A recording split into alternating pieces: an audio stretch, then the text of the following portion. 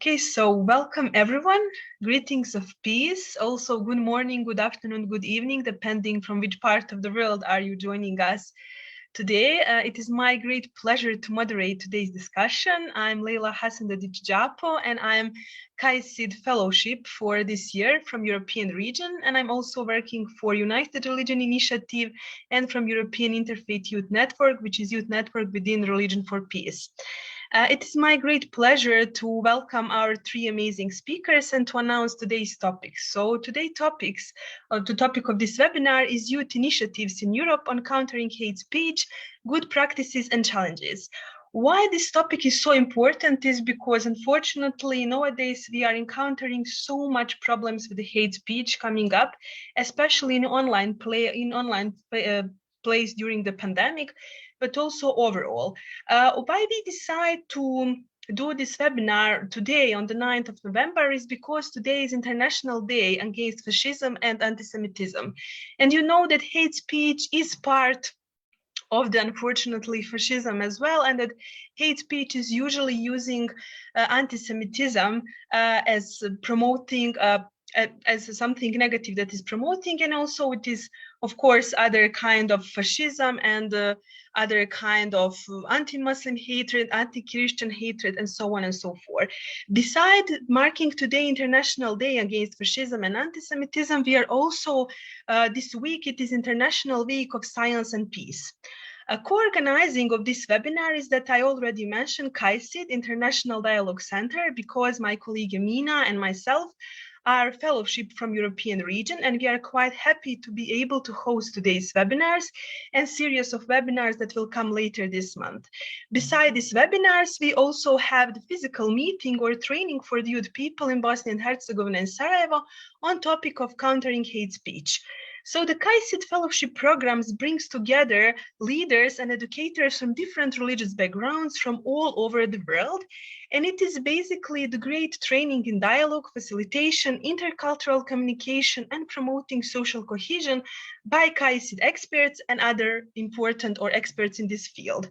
Beside the KAICIID, co-organizers of today's webinars are Youth for Peace, youth-led organization from Bosnia and Herzegovina, that is bringing young people together to promote positive values in not just Bosnia and Herzegovina, but also Western Balkan area.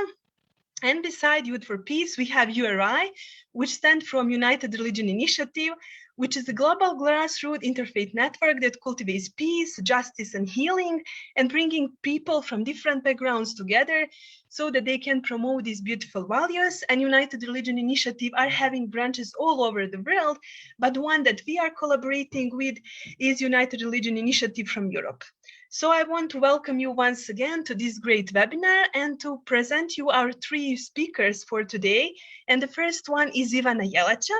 So we are quite happy to have you, Iona, with us today, and thank you for joining us and making your time to be with us. Iona is Executive Director of Belgrade-based Media Diversity Institute of Western Balkans. She has been responsible from interpretation of projects focused on media and information literacy, representation of social diversity and hate speech in the Western Balkan region. Iona holds a master's degree in diversity and the media from the University of Westminster, and through the current regional projects, Iona is working with the Media Diversity Institute, which is a London-based sister organization, in order to empower marginalized communities exercise their rights. Iona, we are very happy to have you today with us, and it is my great pleasure to have you with us, and I'm looking forward to listen to your presentation about all this hate speech campaign or countering hate speech campaign that you are organizing, to show us some good practices, but also to share some of the challenges that maybe you are facing through all this process. So Iona, floor is yours, and we are looking forward to hear to your presentation. Thank you, Leila. The pleasure is mine to be with you today. I did prepare a presentation, so I'll share it now, and you can just confirm that you can see it. Wait, let me use the full screen. So yes, as I said, the pleasure is mine to be here today, especially as it is the day against fascism and anti-Semitism. And I would just like to start by emphasizing that I think this day is just one day, but keeps on reminding us that we still have lessons to learn from the history, basically, and the treatment of social diversity currently across the Europe and the world, I would say, teaches us that all the lessons haven't still been used, and there's a long way for us to work on countering hateful narratives, which, as we, for example, in the Balkans know, can even lead to the armed conflict as it happened during the 90s. I'm here, as you mentioned, on behalf of Media Diversity Institute, a London-based organization, but also the local Belgrade-based baby sister of MDI, which is the Media Diversity Institute Western Balkans, which works more regionally, whereas Media Diversity Institute works for more than 20 years now internationally on the topics of representation of social diversity in the media. And since today's topic is best practices and the challenges, I'll just briefly go through our approach in working in these topics. As I said, our core topic is representation of social diversity in the media, and for years now, media information literacy is one of our main topics, because and I've listed our key target audience in below. Vast majority of our work is basically focused on young people, on citizens more general, but we tend to focus on youth when working on these sorts of projects. And we believe that media in information literacy is an important tool for them, not just to recognize fake news when they see it, but also for building resilience toward discriminatory and hateful narratives which we can encounter in the media on a daily basis. And as I also mentioned, the countering hate speech is one of our core topics in our work, and MDI works in this topic literally internationally. We have a European Union project called Get the Trolls Out, working on this topic. We also have Get the Trolls Out Sri Lanka, but also in the Western Balkans region, we have Reporting Diversity Network 2.0, but I'll mention our project a bit later on. What we consider very important is this multi-stakeholder approach. We work with different types of stakeholders, as I already mentioned, citizens themselves and young people primarily, but in building their resilience toward hate speech and their critical approach to the media narrative and media discourses. We also work with journalists and media decision makers. We also consider this to be important part of as media do influence opinions and attitudes of citizens. So we think it's important to work with journalists and media decision makers. We believe from our experience that the misrepresentation of diversity in the media often comes from lack of knowledge, and there is always a space to improve journalistic work, but also sometimes is about the editorial policies, etc. And then more work with media decision makers is needed. We also work with media educators, and Leila already mentioned that our MA course, Diversity and the Media, which MDI co-designed with the Westminster University, and I did this MA. So young people who are journalists, who are different media practitioners, and those who, as me, end up working in the civil society to improve the media representation of social diversity in the media, that go through this course actually get a better insight in how diversity should be represented in the media, and then we serve further as incubators of the knowledge and skills. We work, we can consider important working with policymakers, because still a lot, and especially when we discuss about Western Balkans, but this stands for European Union countries as well. There's more work on policies that should be improved. And as I mentioned, our Reporting Diversity Network 2.0 project proves this on a daily basis. And of course, we work also with IT companies. MDI actually holds trusted flagger status with Facebook, with Twitter, with YouTube, working on this, discussing this with TikTok as well. So we also kind of can use this status to report and get quicker response to our reports of hate speech in these social media platforms. And then we come to our Reporting Diversity 2.0 project, which is project focusing on Western Balkans, 6 Western Balkan regions, 6 Western Balkan countries, sorry. And through this project, we focus on representation of ethnicity, religion, and gender in the Western Balkans. Gender is a problematic and cross-cutting issue in all the countries of the Western Balkans, but ethnicity and religion is something which very much influences the relations among the countries in the Balkans, and that's why we focus on these topics primarily. Through this project, we do media monitoring, and this media monitoring actually is builds the kind of pool of knowledge, which then informs our actions later on. Based on these incidents, as we call it, we find in the media, we create different kind of reactions, and each of a partner in their respective countries decide what kind of reaction that would be, and we decide what is most appropriate, whether it will be a complaint to a media, letter to editors, whether it will be a meme or a video. We tend to produce youth and youth-friendly content, which will be educative. So we tend to use this educative approach of kind of debunking hateful narratives, creating alternative narratives to hate speech, but also kind of building understanding between different social groups in order to foster inclusion, etc. So based on this monitoring we are doing, we also have a kind of a knowledge, we build a knowledge which then helps us work with policy decision make with the policymakers, etc., and then we can have informed kind of actions taken to improve the representation of diversity in the Balkans. The trolley illustration here, I should explain it as well. Actually, based on our incident reports, which are done on a daily basis, we select a monthly troll, and I'll be discussing this more later on when talking about challenges, but these trolls happen to be public figures, political figures, and different media as well for their wrongdoings, which end up in the media one way or another.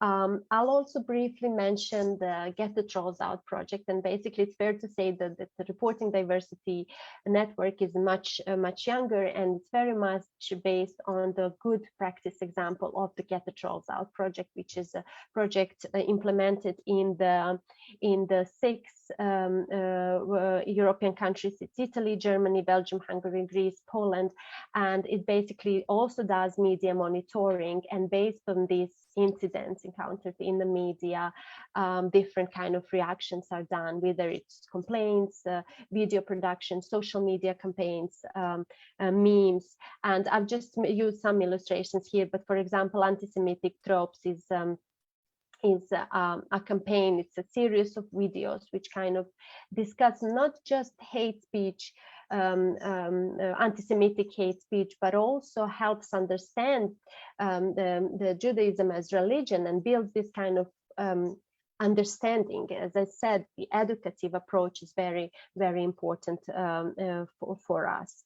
And the Get the Trolls Out also, it's more than 5 years project. It's run for more than 5 years now, and has very examples of different successful campaigns, run different successful policy change initiatives. So it's something which is which has inspired different kind of projects now run in MDI.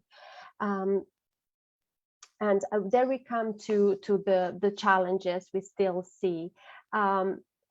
As I already mentioned, politicians and political figures are very often those who spread hate speech. So politically driven hate speech is a challenge. For example, I'll just mention Serbia, but we see it in the parliament on a daily basis.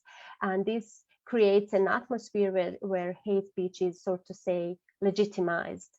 And this imposes challenges for us who kind of counter it, because those who are on the top of the and leading our countries actually use it.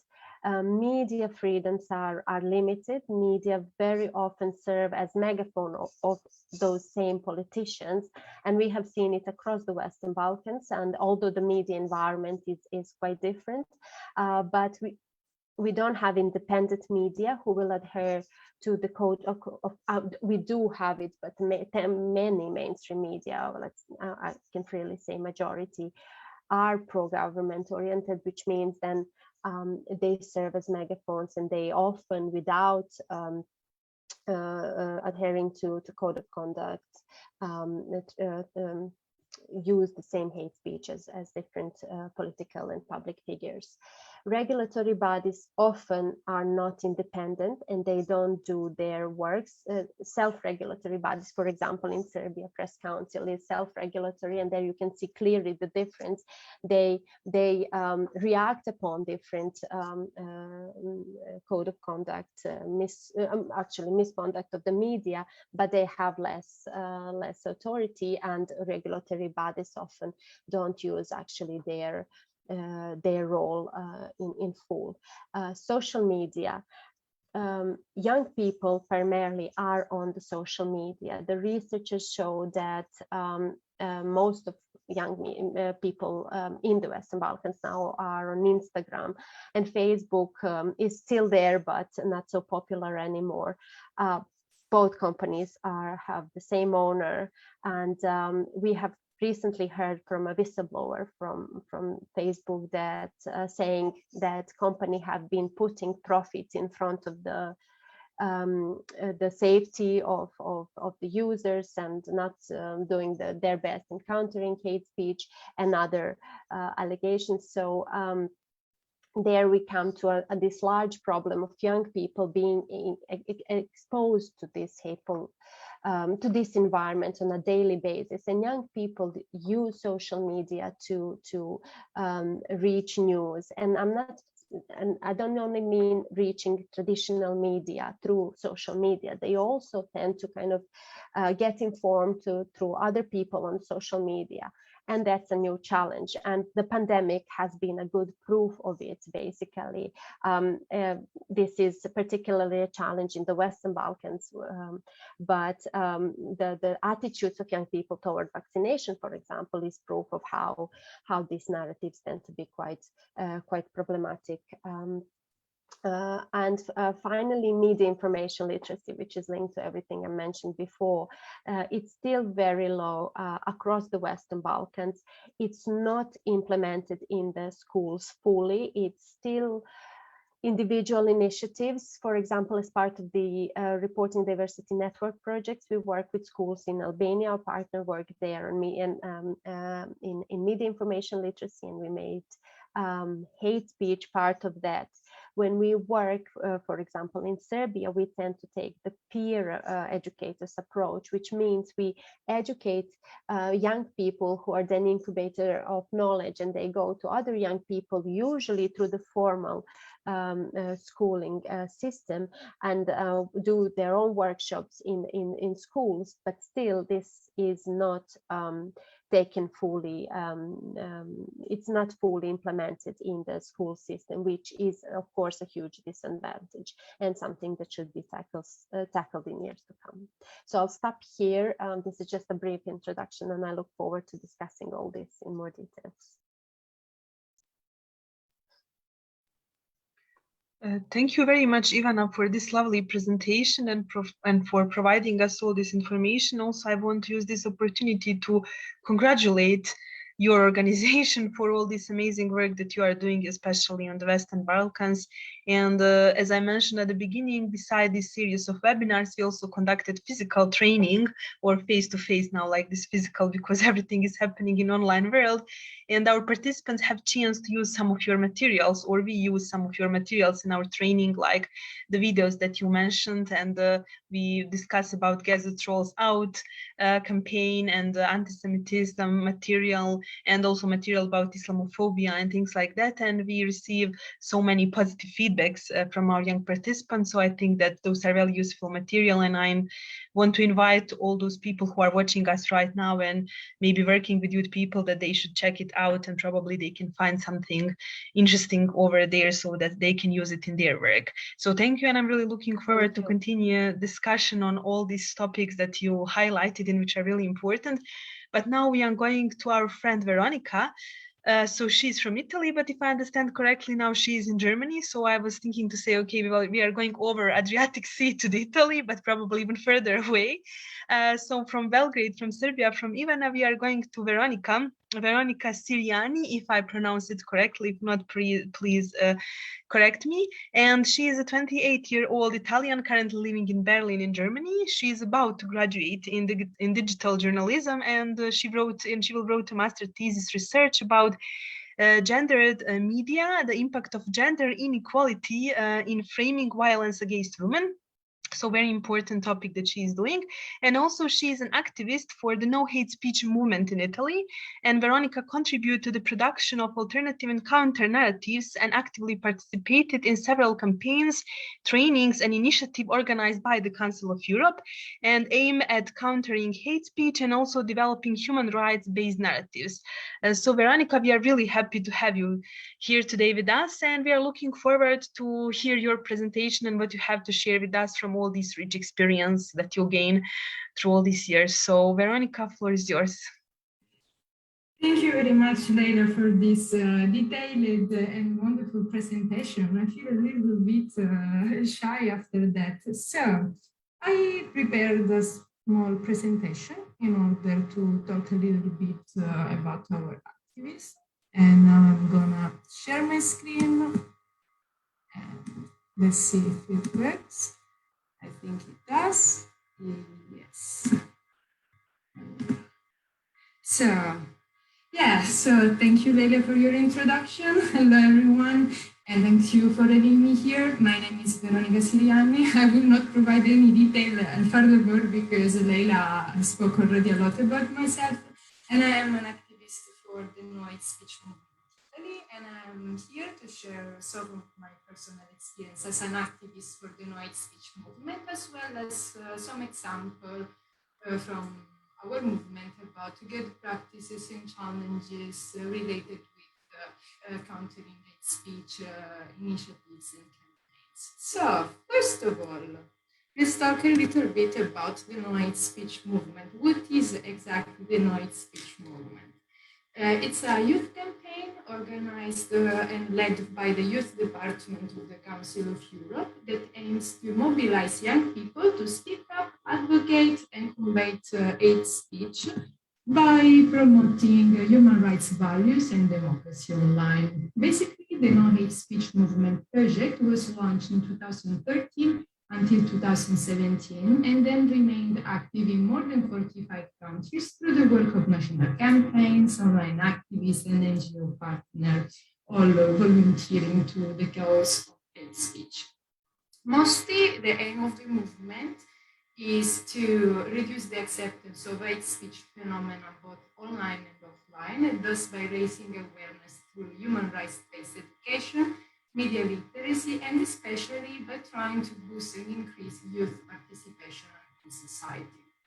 Usually, activists are provided with a variety of different materials that have been developed by several initiatives organized by the Council of Europe, such as the bookmarks, a manual on combating hate speech through human rights education, and a compendium of other different resources that are directed at mobilizing young people to stand up for human rights and report hate speech, or also cyberbullying cases, to relevant authorities on a national level, but also to promote the same narrative through social media channels.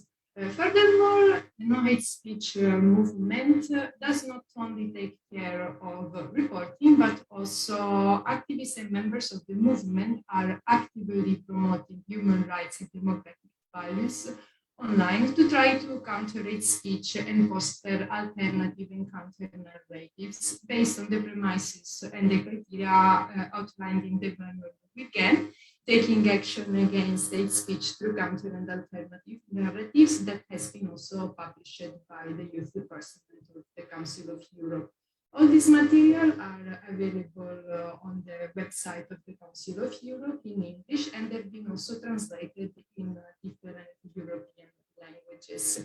And the premises basically are based on trying to help activists, trainers, and volunteers to develop and promote human rights-based approach, which should fulfill the following premises listed in this checklist, where I just summarized the most important ones, such as, for example, does it humanize? Does it promote solidarity? Does it promote participation, especially in younger groups of society?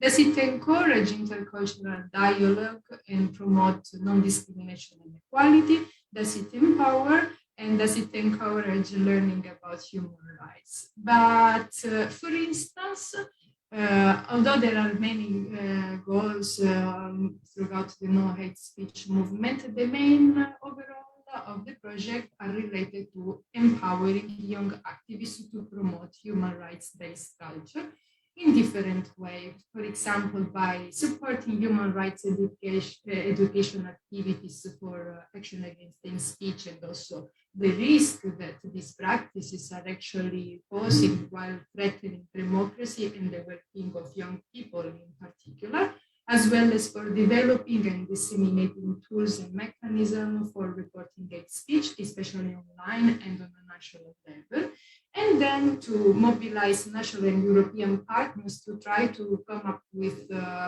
preventive measures in order to counter hate speech and intolerance, both online and offline. Every country basically adapted these missions according to their national context.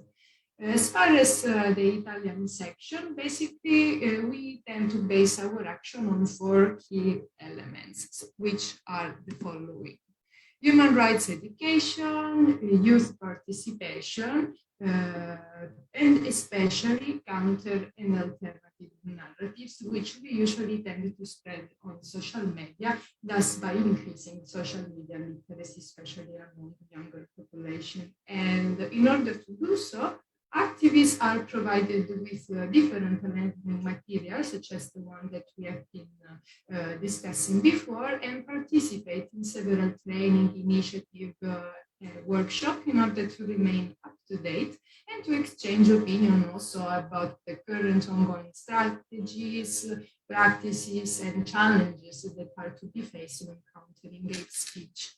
And speaking about that, for example, we know that it's not easy, for example, to find a solution to certain topic, and especially the Italian section tries to provide an alternative narrative, which is mainly disseminated on social media content in social media platforms such as Facebook, Instagram, Twitter, and are fostering and promoting values of democracy, equality, and human rights. Basically, one of the core points of our movement is related with the fact that while in our society it has almost become a norm to spread and reinforce a narrative of exclusion, basically we try to act as a game changer, and this is our mission, because we believe strongly that everyone deserves to be treated with dignity, and that freedom of expression is actually very different from freedom of oppression.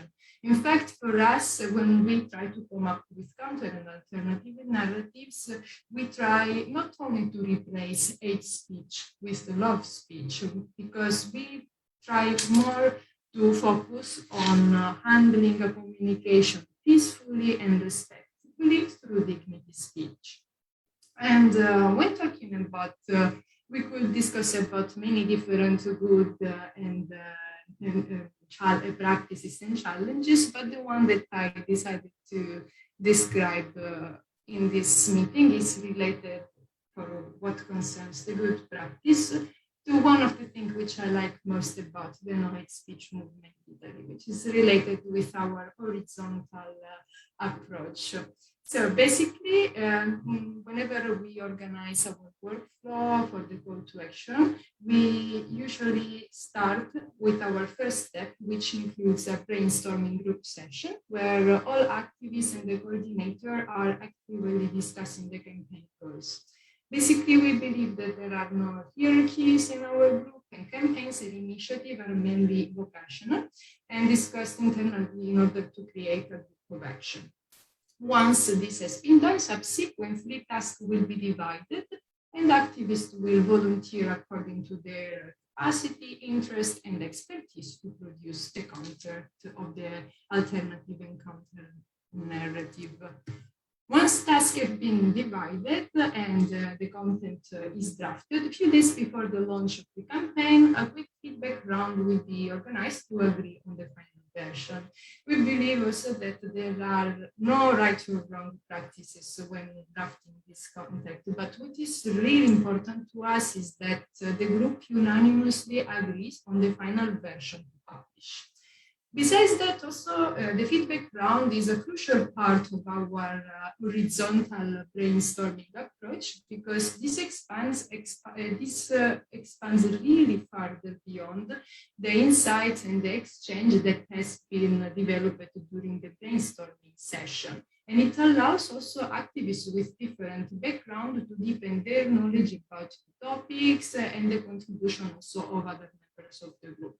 I personally find this part one of the most interesting and enriching, in fact, because I happen to learn each time new things, ranging from new digital strategies I wasn't aware of, also to book suggestion and also further suggestion about the related topics.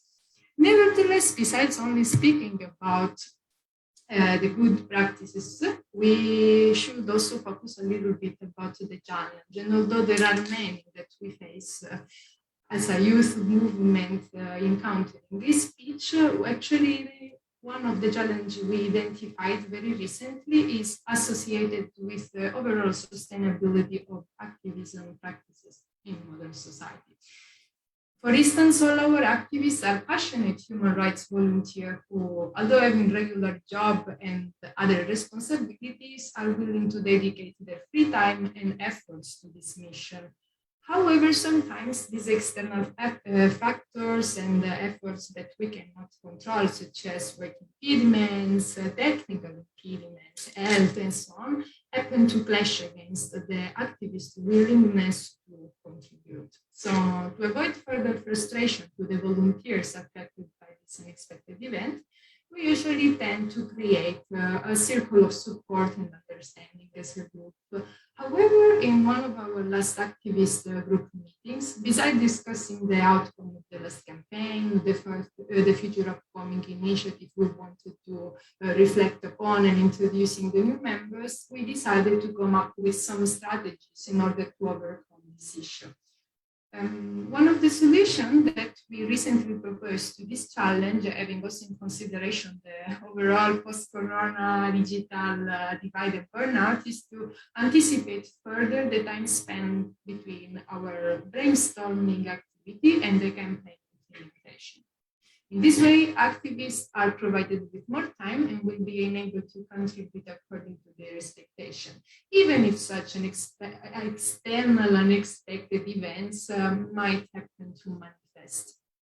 Besides that, I'm very, very happy and grateful for being part of this reality, not only because it contributes to the promotion of human rights and democracy online and offline, but also because it allowed me with the possibility to learn so many new things, thanks also to this different learning and also through the exchange with the members of the group. In fact, for instance, every brainstorming activity and call to action becomes an opportunity to expand and exchange knowledge with the other members of the group.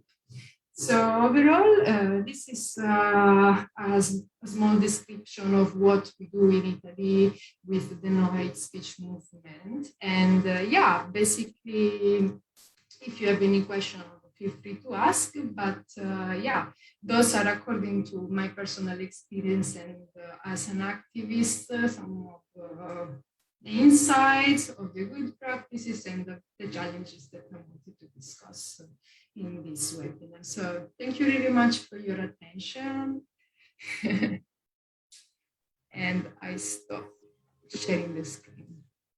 Thank you very much, Veronica, for this very nice and interesting presentation that you made and all these important things that you shared. And I think that material that you presented were part of the material that are produced by the Council of Europe somehow is usually the base for all these youth activists when they start doing anything about countering hate speech. This is like the first stop, like using this kind of the manuals that you produce. And I think that it's very important, and the methodology that you explain are very important. Also, thank you for highlighting Q&A in the end, because I want to use this opportunity to invite our audience on different kind of the channels that where we are live streaming this webinar, to use this opportunity to think about some questions that they may have, because I think that three of you will be more than happy to answer to them. And I think it will be nice to discuss about some of the challenges that maybe our participants are facing with, or those who are following us, or maybe they have some interesting question that we can refer to. But before we go to our Q&A session, we have our last but not least speaker for today, which is our dear friend Iona. Iona is coming from Albania, so now we are going back to the Balkan area after Belgrade, Italy, Germany to Albania. Iona Limanaj is a first-year architecture student, and she's also volunteer for the Ude Timlire organization that focus on youth, culture, environment, tourism, and volunteerism. She has experience in regional, national, international events and projects, and she also intends to continue being active in civil society. The topics that she is mostly focusing on are working with youth people on promoting tolerance, gender equality, and also climate activism, which are all very, very important. But she was also part of the Alter Hate campaign on behalf of her organization in Albania, and this was campaign that has aim on countering hate speech, especially in the Balkan area, bringing young people from 3 Balkan countries. So Iona, floor is yours, and we are looking forward to hear about campaign and your experience and maybe some challenges that you face during the campaign. So we are happy to hear you, and you also, if you have some presentation you can share. If not, it will be great to hear you. Yeah, please, floor is yours. Just let me share my presentation really quick. And hopefully you can see it. Okay, great. So hi, like Leila said, my name is Iona Limanaj. You got it right the second time. And I'm a volunteer for the Association of Timidire Liberi de Viaggiare. I'm going to be really quick with my presentation because I'm no expert like my colleagues are. But before I begin talking about the project and the campaign that was implemented, I would like to very quickly introduce to you my association. We were founded in 2015, and in these past 6 years, we have been active in the community. We have developed many projects and activities in the national and international levels, and we are focused on human rights, youth, good governance, culture, rural development, the environment, tourism, and volunteerism. And we have several partners, national, local, national, and international. For example, like in the Durrës region, the Regional Directory of Education, European Station Association in Belgrade, the Probation Service General Directory in Albania, and Nucleus Albania. And we have also partnered in several different projects with other NGOs in the Western Balkan, the MENA region, Europe, Africa, and Asia. And so, okay, now that that's out of the way and you're a little bit more familiar with us, I would like to talk a little bit about Alter Hate. What is Alter Hate? It is an online campaign that it was aiming to fight hate speech through education and advocating for the acceptance of diversity. And it involved young people from Albania, from Bosnia-Herzegovina and Serbia. And as you can see on the screen, some of the ways that we tried to do that was through social media, seeing as it is one of the main hubs for this sort of hate-based rhetoric. And we tried to do that through sharing different sort of thoughts and opinions and quotes that other young people had, informations about like different sort of cultures and religions. And another method that we used was also through trying to educate through seminars and workshops that were mainly focusing on countering hate speech online, youth initiatives and challenges related to this topic, and sort of creating alternatives to hateful conduct, just to mention a few. I was part of a few of these workshops, and we sort of focused a lot on learning what actually hate speech is and how to define it and how to notice it, and then later on what sort of measures we can take to fight against it. And we sort of discussed something that Ivana also mentioned, was like the policies that the parent company of like Facebook and Instagram had, and how we could sort of report this hate speech through these policies. There was also a seminar in Sarajevo, which unfortunately I wasn't a part of because of the COVID restrictions, but it was, the facilitators mostly spoke about hate speech versus freedom of speech, the narratives and counter narratives, media literacy, and critical thinking. And so when it comes to how Ultra Hate was developed in Albania, we had 22 young people as participants, 17 girls and 5 boys, and we were separated into 4 working groups for the campaign. There were people that were focused on creating the content, so for example, taking pictures and trying to encourage people online to stop this sort of rhetoric and hate speech by sharing the information online. And we were also constantly monitoring for any and every instance of hate speech that we came across online, and we tried to report it back to our organization.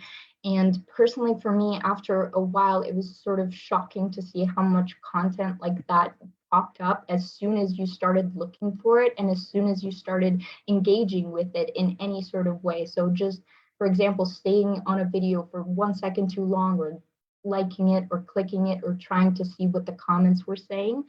And that experience sort of really made me realize like the magnitude of the problem. And I'm sure that's true for many of the other participants as well. And speaking of that sort of engagement, I would like to highlight sort of indirect beneficiaries of this project. 202 Facebook likes, 2,733 people reached on Facebook, 445 Instagram likes, 6,366 story viewers, 19 LinkedIn likes, and 663 LinkedIn viewers drive the number of indirect beneficiaries to a total of 10,428 people reached. And in case that you would like to join that number, you can have a look at the page as well in various platforms such as Instagram, Facebook, and LinkedIn. And that's it for me. Thank you for listening. And if you have any sort of questions about my experience, I'm guessing this is the time. Yes, thank you very much, Iona, for your presentation and for sharing your experience with this campaign. As you mentioned, I think that it was quite a successful campaign, and especially because it was focusing on the Balkan region where we are facing with so many issues and problems. So it was great to have young people on board, and then they were addressing these issues. Once again, thank you, 3 of you, our amazing panelists, for addressing so many issues and sharing a lot about good practices, but on the other side, unfortunately, about a lot of challenges that we are facing with when we are discussing about especially youth initiative in Europe on countering hate speech. And unfortunately, we need to discuss about this topic because youth speech is reality, and especially in this pandemic time when everyone was spending so much time on the internet nowadays, this hate speech and social media were in rise, and I think that it's still going on strong. Now it is time for our Q&A session. I want to invite once again all of those who are following us on different kind of social media to either post comments or maybe ask some question if they have. We have Amina, who is our technical guide, so she will forward some of the questions, and some of the questions she already shared that were coming up to different channels that we were sharing our live streaming. So some of our youth participants are wondering, are young people taking seriously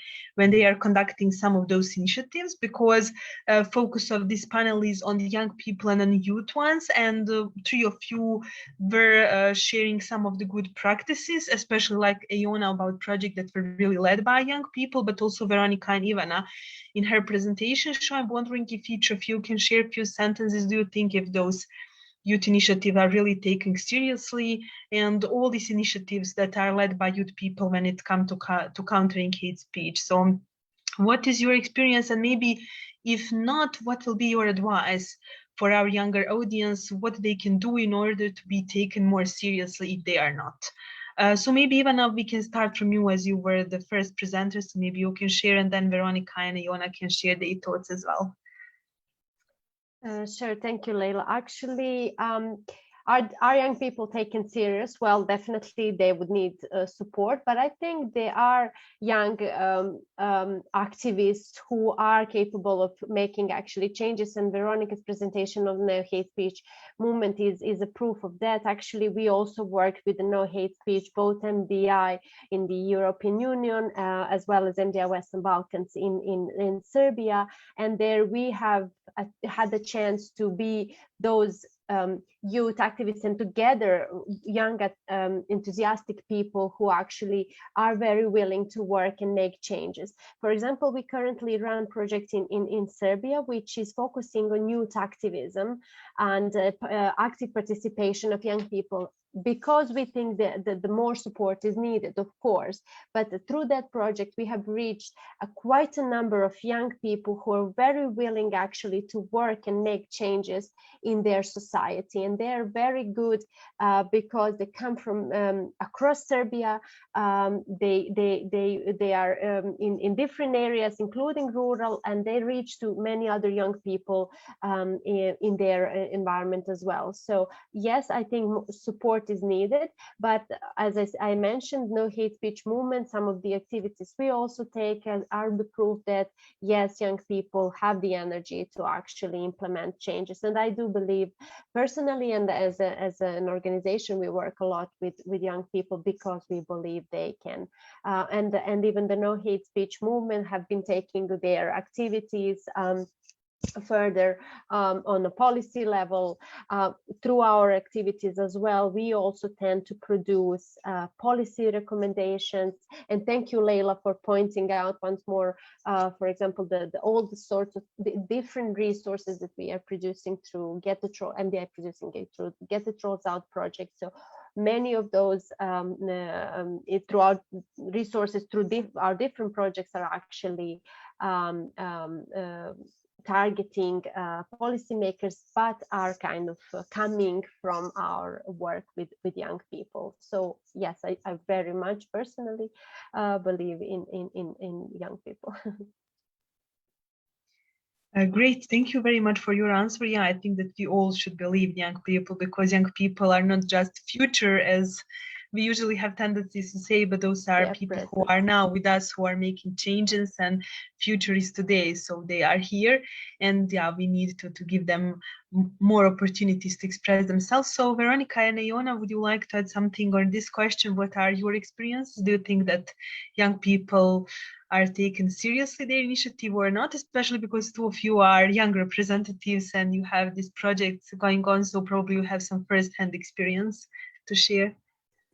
Yes, I actually wanted to follow up on what Ivana was saying, especially related to the practices of the no hate speech movement. I'd like to add 2 comments. First of all, my personal experience is following. It wasn't the first activist group I was actually reaching out to, but little I knew when I reached out to the coordinator of the group, that actually this was not only related with reporting and being part of activist movement, but also that it was an empowering practice and situation that could have allowed myself to expand further my knowledge, and not only focused on reporting and practical stuff, but aimed at empowering younger generation and activists, because also like the no hate speech movement aims to empower and mobilize youth generation from 18 until 35 years old.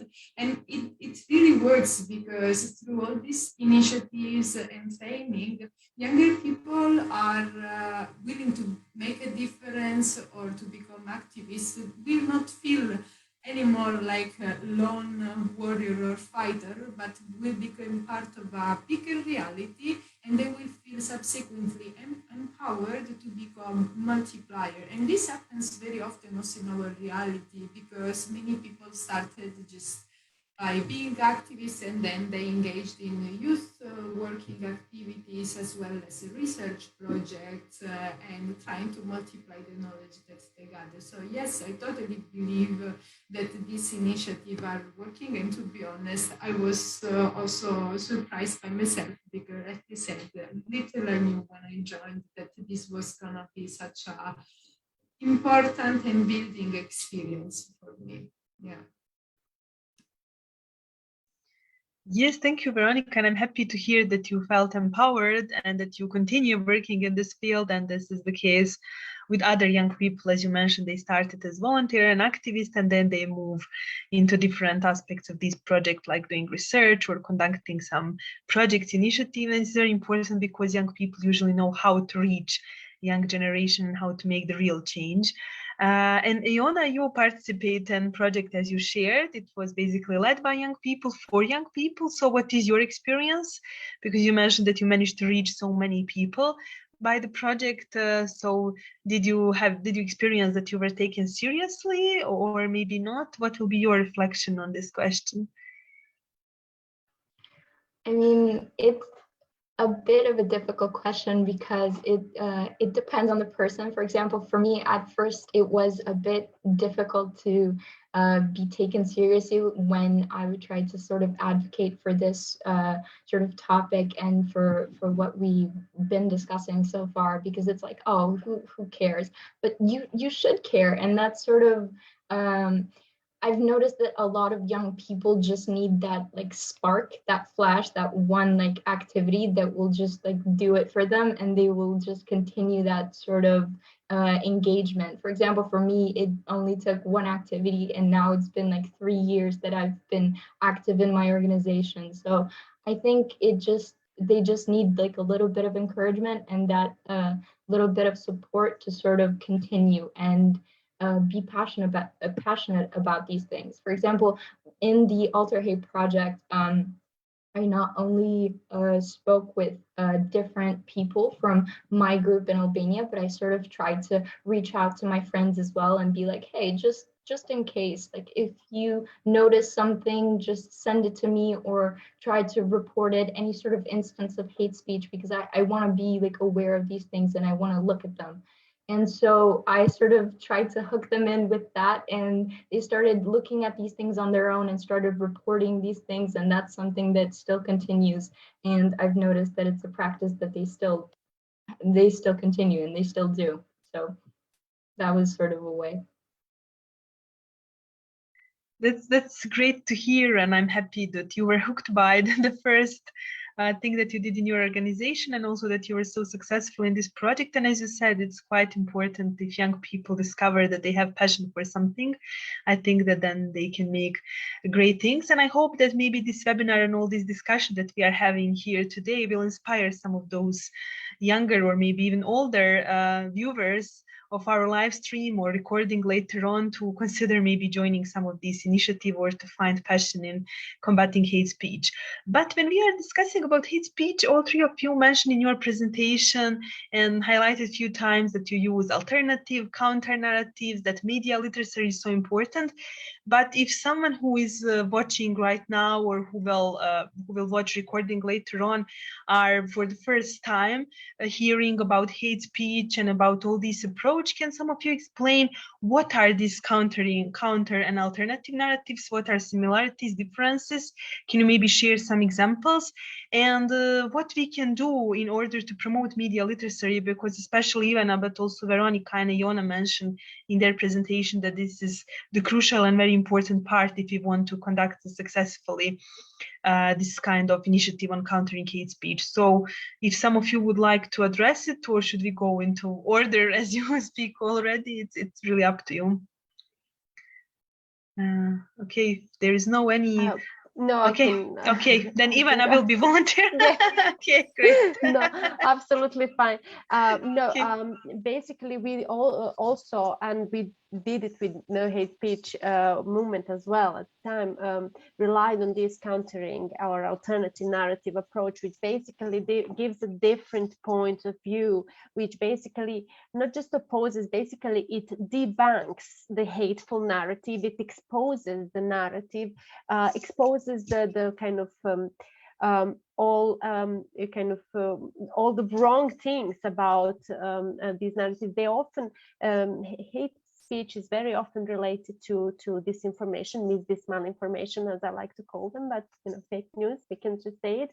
Very often it relies on not fully or completely not true information. So we tend to kind of bring all those elements to light, and as Veronica mentioned, bring the human rights approach, reminding people that social diversity should be respected, that each in one different social group deserve their basic human rights. So basically this is the approach we usually take, and I would just like to emphasize once more that this to us seems very important, especially now in the world of social media, but it happens on traditional media as well, especially in the Western Balkans. For example, the IT companies, for example, in the European Union countries have basic, I would say, more responsibilities. They signed this code of conduct with European Union. They are kind of obliged to work more on moderating the content on their social media, on their platforms, whereas in the Western Balkans it's a bit different. There is a language barrier, I would say. They're not so pressured by the civil society and other actors, decision makers. So sometimes we are just kind of left with no other tools but to try to combat it through this counter and alternative narratives and our own resources, social media campaigns, and as we have heard from Veronica and Iona as well, all these enthusiastic young people who want to bring different messages. Yeah, thank you very much for sharing this perspective. I just highlighted this because usually when I'm talking, especially with young people, they said the best approach is just to ignore. But as you all highlighted, probably this is not the best approach, but providing alternative and counter narratives is better. Yeah, you want to add something? It depends very much. Sometimes we actually ignore eventually. Sometimes there are different kind of aspects.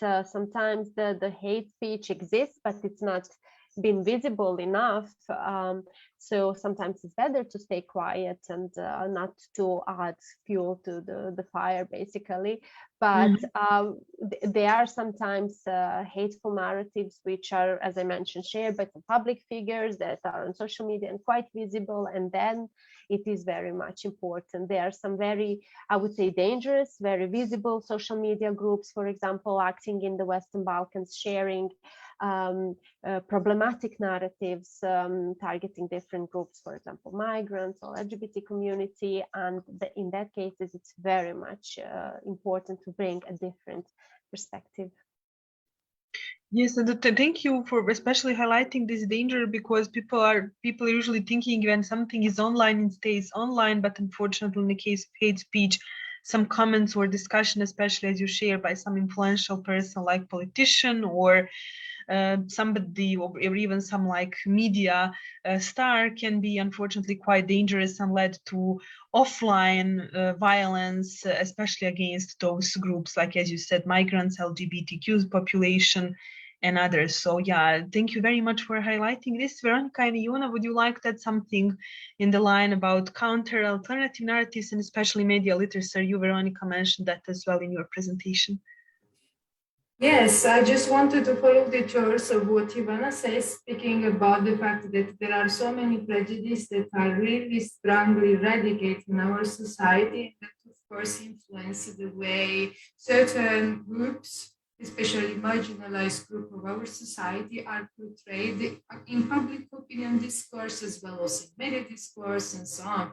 And therefore, we can just be indifferent when this is happening. But rather than countering, as Ivana was saying before, she was referring to the fact that sometimes, especially when certain discourse and narratives are coming from prominent personality, media, it's kind of complicated to tackle the issue, especially because there is not one clear definition, especially from the juristic point of view about hate speech, which makes things even more difficult, especially because according to the language and the context of the nation in question, things are being adapted. And so there isn't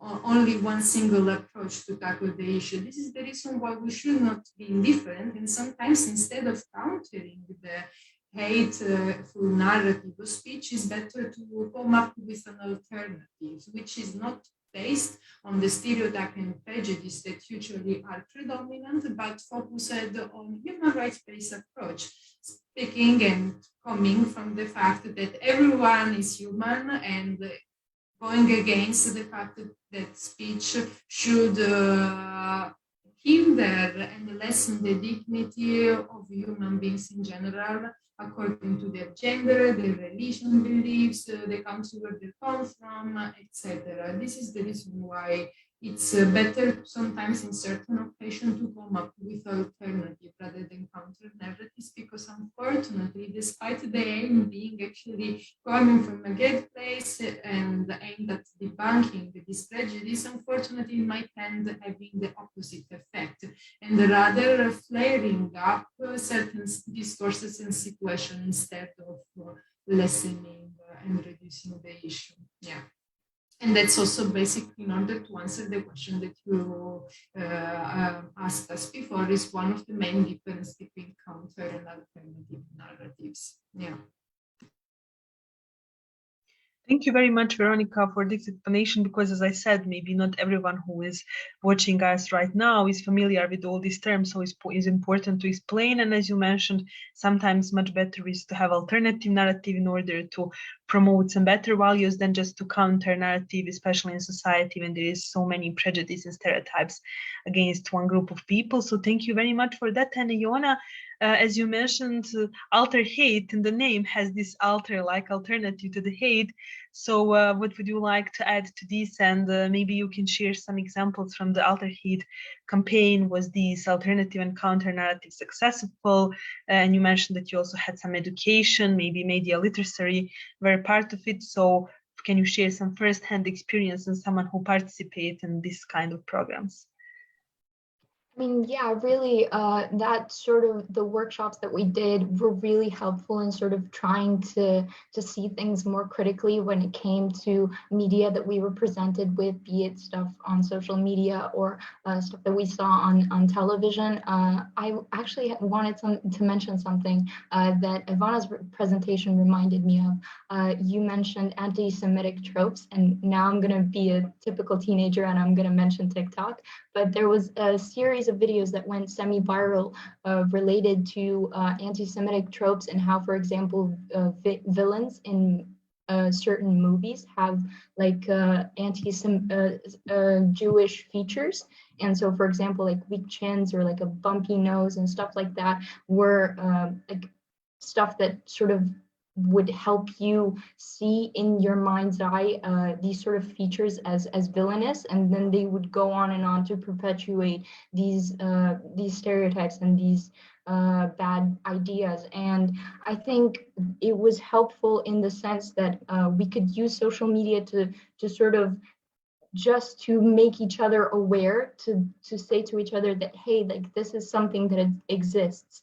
we can't, like, of course, we can't change like already made movies or stuff like that, but just being aware of something like that can sort of help in that situation. And that was something that the Alter Hate campaign was really helpful in the sense that it made you think about learning and education, and sort of through that sort of education, you could see the stereotypes and the narratives that were already created, and how you could bypass them and try to be more tolerant and more just be more tolerant of the people around you and of people that are different from you. Great, thank you very much, Iona, for sharing your experience, and I'm happy to hear that it was so positive and that you learn quite a lot out of it. But some questions that are coming also on our media and that were around all the time when we are discussing about those topics, and I think that Ivana mentioned it, but Veronica in her presentation is as well, is the role of the government and all these legislatives that we have. So the question is, what can be done, especially from the perspective of the young people, but also all of us who are participating in this webinar and who are watching this, what can be done to strengthen the relationship with the government in order to somehow empower or motivate them to take more seriously hate speech that is unfortunately all over the place, especially in the Western Balkans, because we use examples from there quite a lot, but in the rest of Europe as well. And would maybe some stricter legislatives help in that direction? Or what are your opinion, what will be your advices, and what you think that can be done? Because you mentioned that government and all these stakeholders, policymakers are so important in this process. So what can be done from the perspective of the young people and all citizens of one country? So Ivana, probably you would like to add something. Yeah. Should I start? Yeah, basically, not sure whether, I mean, there is a place for policy improvements, but many of the Western Balkans country, since they're on their way to EU accession, have decent media legislation. Or different kind of legislation. So very often it is not about legislation as such, but about the implementation. So we see it very rarely that there is an action taken based on hate speech. So recently, for example, we have been, through our RDN, Reporting Diversity Network monitoring, we have been seeing a very bad reporting about migrants, some of them very problematic on this so-called anti-migrant portal. And just months after our monitoring started, and they existed even before, the action was actually taken, and the state prosecutor have taken the case, and this is now on court, basically. So very often there is tools, but they're not implemented. I know, for example, in Serbia, that only one decision, one kind of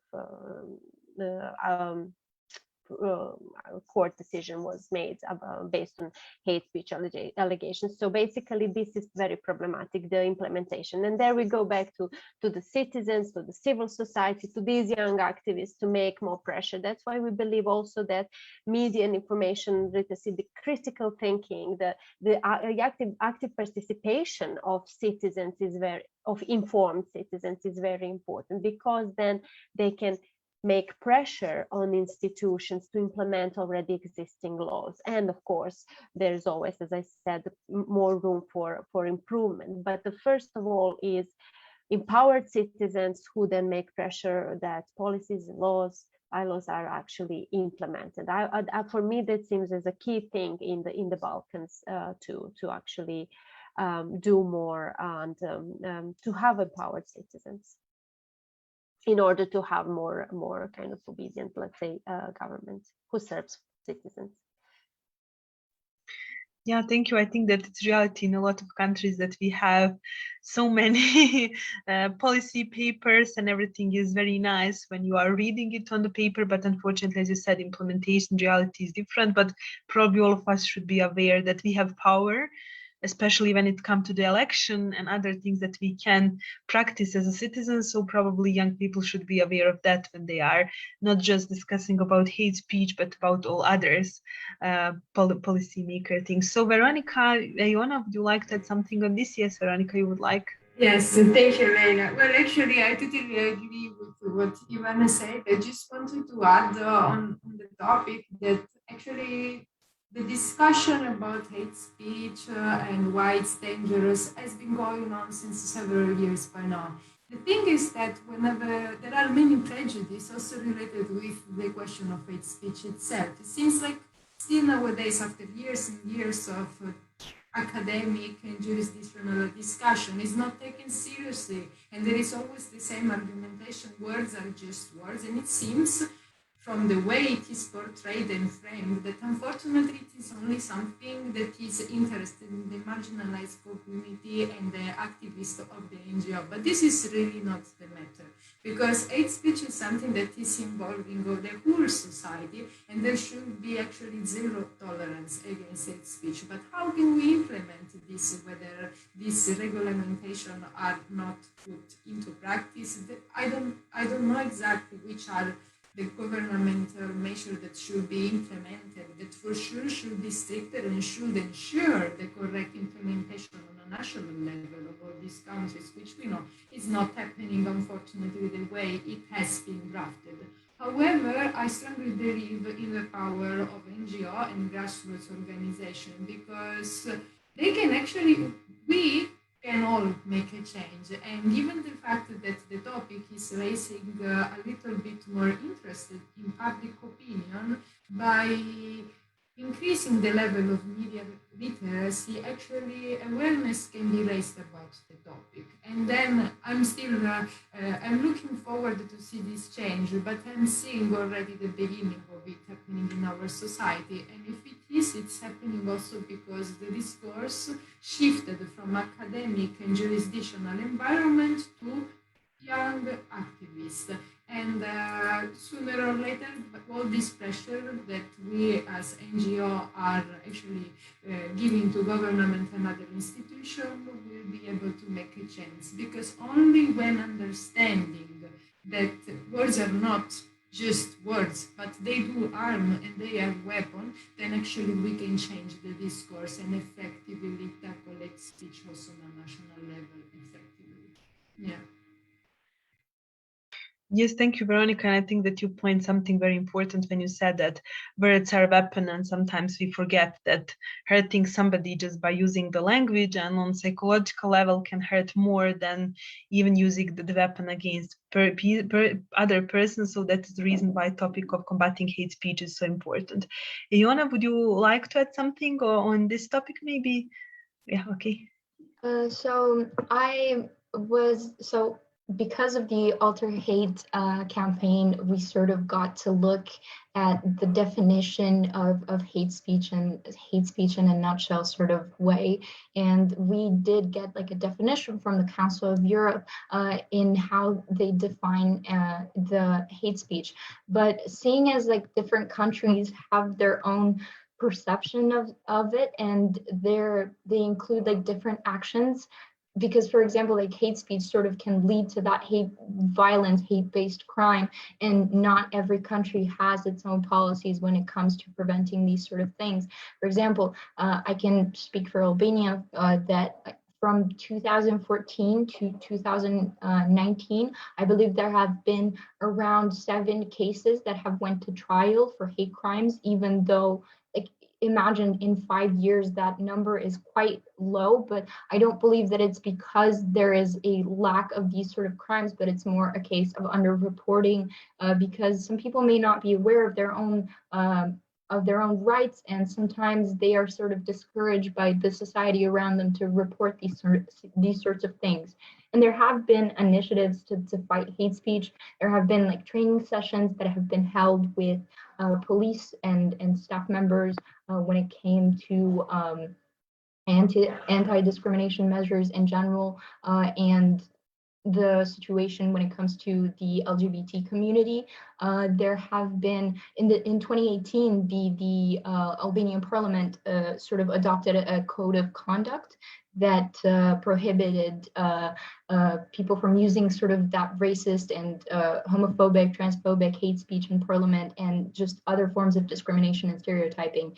But that's still just a small step, and I believe that there is so much more that we can do when it comes to fighting hate speech. These are fighting hate speech more in the professional environments, but I think there needs to be an attempt to fight hate speech when it comes to sort of personal and online hate speech as well. So stuff that you encounter on a day-to-day basis when you're not at work or like watching TV or stuff like that. So yeah. Yes, thank you, Iona. As you said, this is a responsibility of each of us, and we should be aware. And it is great that in majority of countries the law existed, but it is on us if we will decide to report or not, and then basically force government to implement those laws and move from the paper to the action. But on this call today with us, we also have our colleague Emina, who is responsible for technical support. But of course, beside that, she is part of the KAICIID Fellowship program, and we are together realizing this series of webinars. So I would like to invite her to share also her experience, because recently, last month, she was in Lisbon attending the European Policy Forum, and the main topic was basically countering hate speech, and there was a bunch of politicians and civil society representative presented over there. So maybe you can give also input on this topic when we are talking about legislative rules and a government, what are responsibility of all of them. So Emina, floor is yours.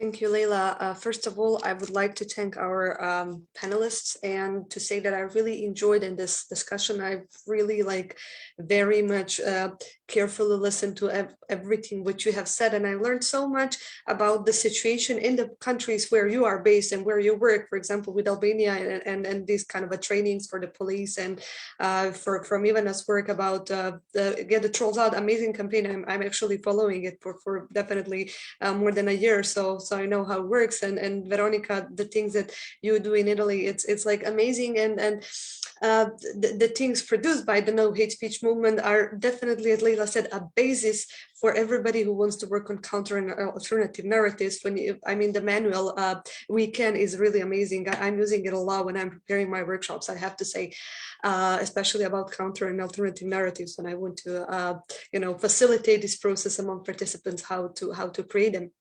But as Leila said, I was in Lisbon almost a month ago, and there was a European Policy Dialogue Forum on refugees and migrants, and I was facilitating the track on a hate speech and policy recommendations. So we came up with certain recommendations, but what I want to emphasize here is that there was a synergy of people who are coming from different backgrounds. So CSOs representatives, people from the government. I remember people from, for example, from the Austrian government being there. Also people coming from different religious communities and the FBOs, because it's becoming more and more important also to see and hear this kind of voice coming from this kind of the organization. So it's a multi-stakeholder approach.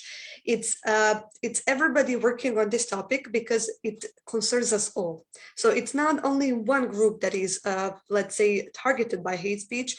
Everybody can be a target of hate speech. So we have to be aware of that and not to forget that. Of course, there are those groups who are more targeted, who are more vulnerable to hate speech because they are either minorities or they live in these kind of conditions where they are targeted more. But everybody has to think in the meaning that I can be a victim of hate speech as well. So I need to have this in mind when I'm thinking of being more empathetic and compassionate. And I think this is what we lack in general. And this is something that we need to use when we are countering hate speech, to touch upon this empathy and compassion. And it's not easy to do that. It's really not easy to do that. And when I say empathy and compassion, it's not only for the people who are targets and victims of hate speech. We also have to, understand the side who's spreading hate speech, to understand why. Where does this hate speech come from? What is the background of it? What is the base of it? Because hate speech is just, let's say, this visible part of the iceberg, and under this iceberg, under the water, there are so many narratives, so many things inside society that are basically somehow pushing people to use hate speech. And as I said, I really learned so much from you here, and I really hope that the people who are watching us, could learn from these things. And I completely agree with everything you said here. And I have to say that we are also the media. I think this is the important message that we need to convey. Every person here in this Zoom, but every person watching us is media, you know, because now we have Web 2.0, Web 3.0, so we can share messages. So use your own social media, use your own resources, use your own image to spread awareness and raise awareness about hate speech, but also to send messages and to somehow, you know, show people that what you are standing for, because this is the alternative. I'm standing for this, and this, not, as Iona and then Veronica said, necessarily countering the messages that somebody uses, but actually strongly, loudly, and very, you know, somehow energetic, saying what you stand for. So I stand for non-discrimination. I stand for equity in society. I stand for, you know, giving the voice also to those people who are unfortunately voiceless for certain reasons, etc., etc. So it's about us. We are all media. Very small steps. I have to say it's a small step, but be aware that every time you report hate speech on social media, it's going to contribute to taking down this hate speech from the social media, because the more people report, social media networks will basically take it down. Of course, if it's against their community policies. We also have to work with social media networks. And, you know, in the beginning, Facebook didn't have any kind of you know, policies, TikTok, Instagram, YouTube, Twitter, whatever, but they developed it gradually. And I think they still have to work on it. But it's also up to us, you know, to report certain contents, and maybe they will come to their, you know, under their radar, and they will see, okay, people are reporting this. Maybe we should also try to, you know, see what's behind it and try to examine it. So it's a synergetic work. It's a work that is come from different stakeholders. It's not only civil society work. It's not only government work. It's not only activist work. It's not only journalist work. It's, I think, work of every single person, because hate speech is omnipresent. And it's basically the problem of each and every of us. So that would be from me. So I don't want to impose anymore, but thank you for giving me the space, and thank you for giving me time that I also say something.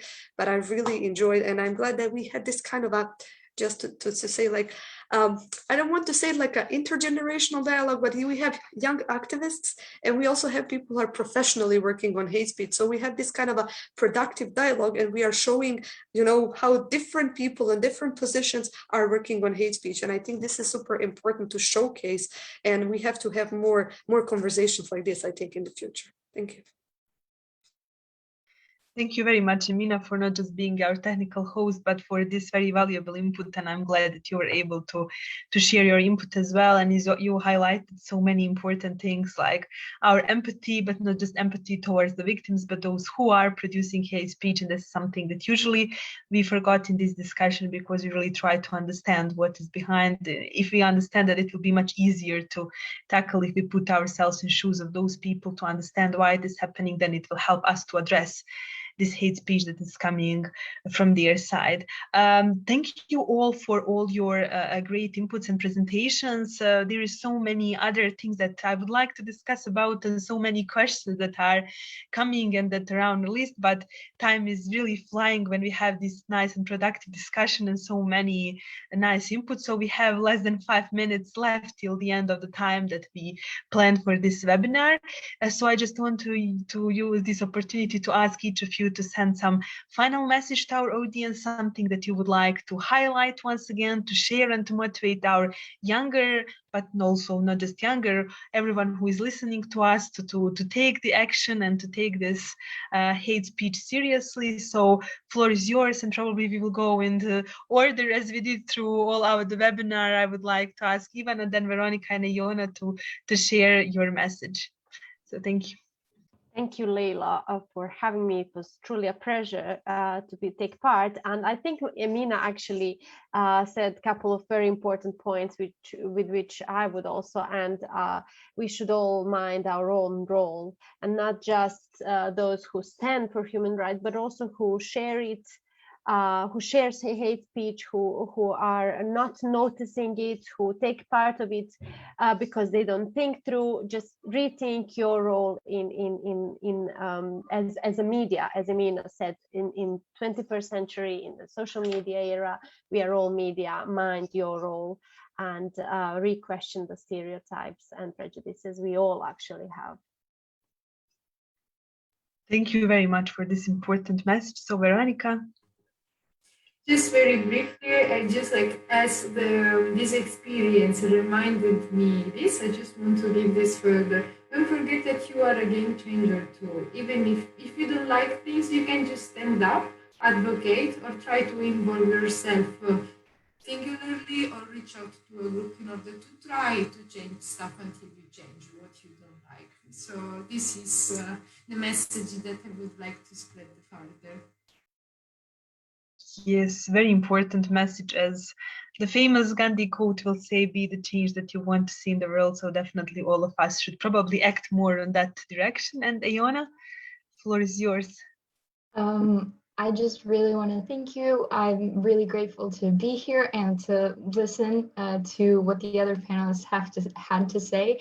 And I'm definitely going to keep an eye out for both of your projects and initiatives in the future. And the thing that has really stuck with me throughout the Alter Hate campaign, and something that I would like to spread as a message, is to try to learn as much as you can, because I believe that that information is the way that we sort of fight hate speech and these narratives that we have mentioned so many times. So just try to read more, try to understand more, and to just gain as much information to make yourself to have like broader horizons, and to try and fight hate speech that way, through yourself and then through others. Great, thank you very much. And then we will end on this beautiful message from Iona. I would like to thank all of our amazing panelists, Ivana, Veronica, and Iona, for taking part in our webinar. Thank you for your time. Thank you for sharing your knowledge and your wisdom. And also big thank you for all your amazing work that you are doing, not just in your organization and communities, but also on the global level, because as you already highlighted, when you are present in the online world, you are making impact basically to the whole world. Also big thank you to my colleague Emina for co-organizing this together with me, and for being our technical host and providing also this amazing input in the end. And once again, thank you, of course, to the KAICIID Fellowship program, who provide this opportunity for us to organize this webinar, and for Youth for Peace and United Religion Initiative for co-organizing this webinar. I hope that all of you who were watching this recording, either live or who were watching the recording, enjoy, that you learned something. And as all our panelists highlighted, we are all responsible for what is happening around us. Be aware that hate speech is there, that it is existing. It's not just in the social media. Unfortunately, it can go to the offline world and it can harm people around you. Try to be empathic to those who are producing hate speech, but also to those who are victims. As in all of our amazing panelists highlighted, we are all in charge and we all can do so much. So I just want to invite all of you to take the important role to recognize hate speech and to provide counter alternative narratives, and just not to be blind, but to react if you see that something happened, because we are all in charge and we all have power to do something. So thank you once again for being part of the webinar, and there will be 2 more webinars coming up. So take a look at all our websites, Facebook pages, and we will announcing activities that may come up. And also please follow our amazing panelists and all the amazing projects that they are working on. So thank you once again.